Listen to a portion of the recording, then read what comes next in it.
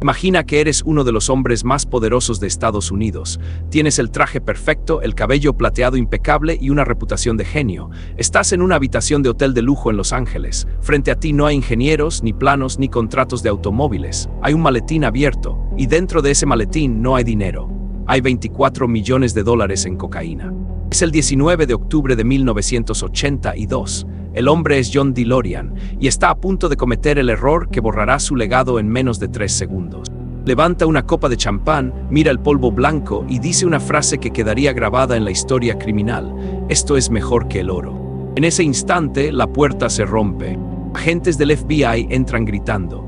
El salvador de la industria automotriz es esposado contra la alfombra barata de un hotel Sheraton. Las cámaras de televisión esperan afuera. En cuestión de horas, el mundo no hablará de su revolucionario auto deportivo de acero inoxidable. Hablarán de cómo el ex ejecutivo estrella de General Motors se convirtió, supuestamente, en narcotraficante para salvar su empresa. Pero aquí hay algo que no te contaron en las noticias de los 80, y es algo que cambia toda esta historia. ¿Qué pasaría si te dijera que esa cocaína nunca existió realmente y que las personas que lo empujaron a esa habitación no eran criminales, sino empleados del propio gobierno? Lo que vas a ver en los próximos 30 minutos no es una historia de coches. Es una historia de egos masivos, política internacional, conflictos religiosos en Irlanda y una trampa legal tan sucia que hoy sería ilegal realizarla. Olvida lo que viste en la película Back to the Future. Esa es la versión de fantasía. La realidad es mucho más extraña, más oscura y, honestamente, mucho más interesante. Bienvenido al ascenso y la brutal caída de la DeLorean Motor Company. Antes de entender cómo terminamos con un hombre esposado por tráfico de drogas, tienes que entender la magnitud de la tragedia. Si hoy piensas en el DeLorean, piensas en una máquina del tiempo divertida.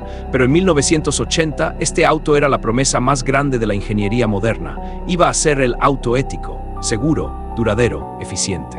El hombre detrás de esto, John DeLorean, no era un loco soñador cualquiera. Tienes que entender esto, él era la realeza. Era el Steve Jobs de los autos antes de que nadie supiera que era Apple.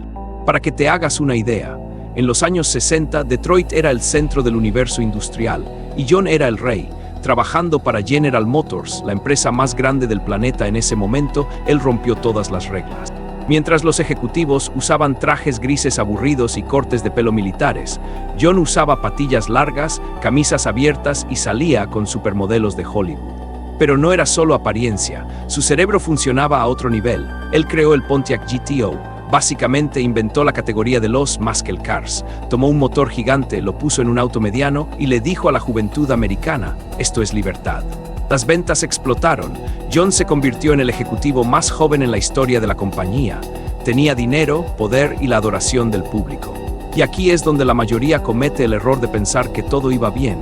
Tú podrías pensar, si era el rey de General Motors, ¿por qué irse? Porque John tenía un problema llamado arrogancia.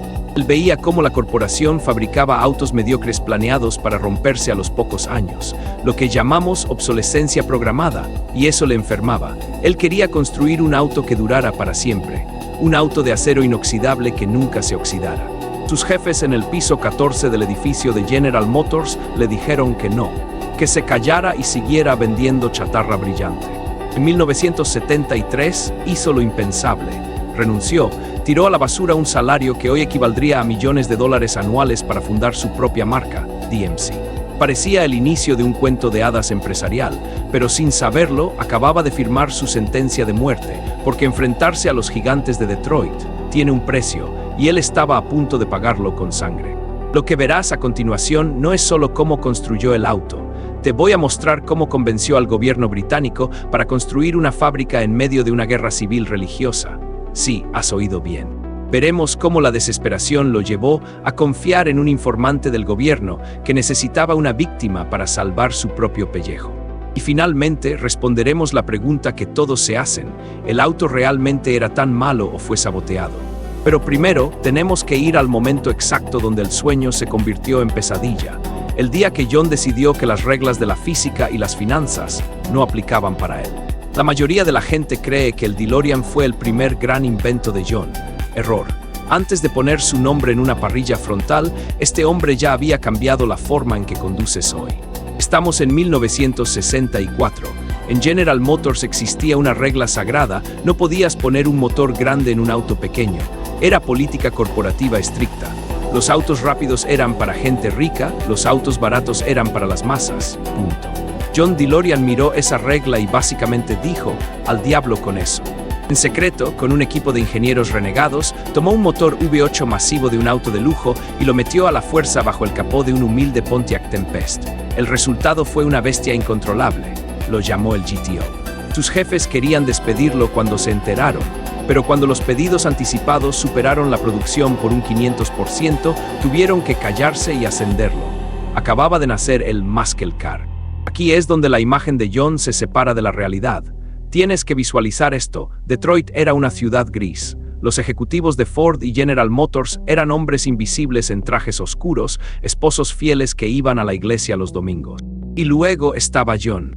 Se divorció, empezó a levantar pesas, se tiñó el cabello de negro, se hizo cirugía plástica en la mandíbula para verse más fuerte y empezó a salir con estrellas de cine como Úrsula Andress. Imagina a Elon Musk hoy, pero con el estilo de James Bond y sin Twitter. Él no quería ser un vendedor de autos, él quería ser un ícono, y lo logró. Las revistas de negocios lo amaban, pero en el piso 14, la planta ejecutiva donde se tomaban las decisiones reales, los cuchillos se estaban afilando. Lo odiaban, no por sus resultados, que eran brillantes, sino porque él representaba todo lo que ellos temían, el cambio. Pero bajo esa fachada de playboy, había un ingeniero frustrado. John veía datos que nadie más quería ver. Sabía que los autos americanos eran peligrosos y de mala calidad comparados con lo que empezaba a llegar de Europa. Propuso ideas radicales para la época: airbags, zonas de deformación, motores eficientes. La respuesta de la directiva fue siempre la misma: eso no vende, John. Haz que se vea bonito y que se rompa en 5 años para que compren otro. Esa frase fue el detonante. En 1973, John DeLorean renunció a un sueldo de $650,000 al año, y no se fue en silencio. Escribió un libro brutal exponiendo la incompetencia de General Motors. Quemó todos los puentes. Ya no había vuelta atrás. Tenía que construir su propio auto o desaparecer en la historia como un rebelde fracasado. Crear una compañía de autos desde cero es como intentar construir un cohete espacial en tu patio trasero con piezas de ferretería. Es casi imposible. La última persona que lo había logrado con éxito en Estados Unidos fue Walter Chrysler, en 1925. Pero John tenía un arma secreta: su nombre. Contrató al legendario diseñador italiano Giorgetto Giugiaro. Le dijo: quiero algo que parezca que se mueve incluso cuando está estacionado. Giugiaro dibujó una cuña de acero inoxidable con puertas de ala de gaviota. Era espectacular, parecía una nave espacial. Pero aquí es donde empezó la mentira. El prototipo original era una maravilla tecnológica: chasis de plástico elástico súper ligero, motor central rotativo, airbags avanzados. Sobre el papel era el mejor auto del mundo. En la realidad, nada de eso funcionaba. Tenían el diseño, tenían la fama, faltaba lo más importante: el dinero. Para construir una fábrica de autos necesitas cientos de millones. John fue a Wall Street, le cerraron la puerta. Los bancos sabían que la industria automotriz es una trituradora de dinero. Así que John hizo lo que mejor sabía hacer: vender sueños. Fue a Hollywood. Consiguió que estrellas como Johnny Carson y Sammy Davis Jr. invirtieran millones de su propio bolsillo. Creó un programa de concesionarios donde los vendedores pagaban por adelantado acciones de la empresa. Recaudó dinero, sí, pero no era suficiente. Necesitaba un milagro. Necesitaba un gobierno tan desesperado como él. Y lo encontró en el lugar más peligroso de Europa. Presta atención porque esto es clave. A finales de los 70, Irlanda del Norte era una zona de guerra. El conflicto entre católicos y protestantes había dejado Belfast destrozada. Bombas, tiroteos y desempleo masivo. El gobierno británico estaba desesperado por crear empleos para sacar a los jóvenes de las milicias armadas. John DeLorean vio la oportunidad. Les vendió la idea de que su fábrica traería paz y prosperidad.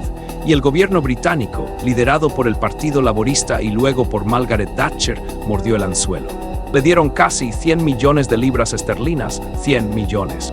A cambio, John prometió construir su auto futurista en una fábrica situada literalmente en la frontera entre las dos facciones en guerra. Tenía el dinero, tenía el lugar, pero había un problema técnico que nadie había notado: el auto que habían diseñado era imposible de fabricar en masa. Faltaban menos de 2 años para la fecha de lanzamiento prometida y el auto no funcionaba. El chasis revolucionario se rompía, el motor no cabía. En pánico, John llamó al único hombre que podía salvarlo: Colin Chapman, el genio detrás de los autos de carrera Lotus en la Fórmula 1. Chapman miró el diseño y básicamente dijo: tira todo esto a la basura. Rediseñaron el auto desde cero en tiempo récord. Pasaron de una ingeniería revolucionaria a usar piezas sobrantes de otras marcas: motor de Renault, suspensión de Lotus, frenos estándar. El sueño del auto ético murió ahí mismo para dar paso a la realidad comercial. Pero en ese caos de rediseño y pánico financiero, millones de dólares del gobierno británico desaparecieron en una cuenta suiza bajo el nombre clave GPD. ¿Recuerdas que te dije que esto era una historia criminal? Bueno, el FBI todavía no estaba mirando, pero la bomba de tiempo acababa de ser activada. Imagina tu primer día de trabajo. Estás nervioso, pero en lugar de preocuparte por si le caes bien a tu jefe, te preocupas si vas a recibir un disparo al cruzar la puerta. Así era trabajar en la fábrica de DeLorean en Dunmurry, Belfast. La planta tenía dos entradas, una para los católicos y otra para los protestantes. Adentro construían el futuro, afuera se mataban. Pero aquí ocurrió algo milagroso. Por primera vez en décadas, enemigos mortales trabajaban hombro con hombro. El DMC-12 no era solo un auto, para estos hombres y mujeres, era la esperanza de que sus hijos no crecieran en una guerra. El problema era uno solo, pero era gigante. Casi ninguno de ellos había construido un auto en su vida. Eran panaderos, albañiles, desempleados, y les dieron la tarea de ensamblar el vehículo más complejo del mundo. El resultado, un desastre de control de calidad que estaba a punto de estallar. Cuando los primeros autos salieron de la línea de montaje en 1981, se veían increíbles. Acero inoxidable cepillado, puertas que se abrían hacia el cielo. Parecía una nave espacial aterrizando en la calle. Pero cuando los dueños se subían y giraban la llave, la realidad golpeaba. El alternador fallaba y te dejaba varado. Las puertas pesaban tanto que a veces te dejaban encerrado dentro del auto. Y lo peor de todo, la velocidad. John DeLorean prometió un deportivo que competiría con Porsche, pero debido a las normativas de emisiones de Estados Unidos, el motor V6 de Renault fue estrangulado. El auto tenía apenas 130 caballos de fuerza. Para que entiendas el dolor, un Corvette costaba $18,000 y volaba. El DeLorean costaba $25,000, un precio de lujo absurdo para la época, y una minivan familiar podía ganarle en una carrera de semáforos. Se veía rápido, pero era lento. Y en el mundo de los autos deportivos, ser lento es un pecado mortal. Tú podrías pensar, bueno, arreglan los fallos y bajan el precio. No, eso haría un empresario normal. Pero John no era normal, era arrogante. En lugar de frenar y arreglar la calidad, ordenó duplicar la producción. Las campas de la fábrica se llenaron de autos que nadie compraba, miles de DeLoreans acumulando polvo bajo la lluvia irlandesa. Mientras tanto, en Nueva York y Los Ángeles, John vivía como un rey, apartamentos de lujo, fiestas constantes, quemaba el dinero de la empresa como si fuera infinito. Pero en Londres el gobierno había cambiado. Margaret Thatcher, la dama de hierro, había llegado al poder, y ella odiaba los subsidios. Miró los números de DeLorean, vio el agujero negro de dinero y decidió cerrar el grifo. Finales de 1981, Estados Unidos entra en una recesión brutal. La gente deja de comprar casas, deja de comprar autos y definitivamente deja de comprar juguetes de acero de $25,000 que no arrancan en las mañanas frías. DeLorean Motor Company estaba sangrando dinero. Necesitaban $17 millones de inmediato solo para sobrevivir un mes más. John estaba desesperado. Su sueño, su reputación, su ego, todo estaba al borde del abismo. Y cuando un hombre poderoso está desesperado, se vuelve ciego al peligro. Aquí es donde entra un personaje que la historia ha olvidado, pero que es el verdadero villano de esta película, un vecino de John llamado James Hoffman. Hoffman no era un buen vecino, era un traficante de drogas y estafador profesional que había sido atrapado por el gobierno. El FBI le dio una opción: o vas a la cárcel 40 años o nos traes a alguien famoso, alguien grande. Hoffman sabía que DeLorean necesitaba dinero desesperadamente, así que se acercó a él con una mentira: conozco inversores que quieren poner dinero rápido, sin preguntas. Lo que John no sabía era que esos inversores no existían. Hoffman estaba tejiendo una red para entregárselo al gobierno en bandeja de plata.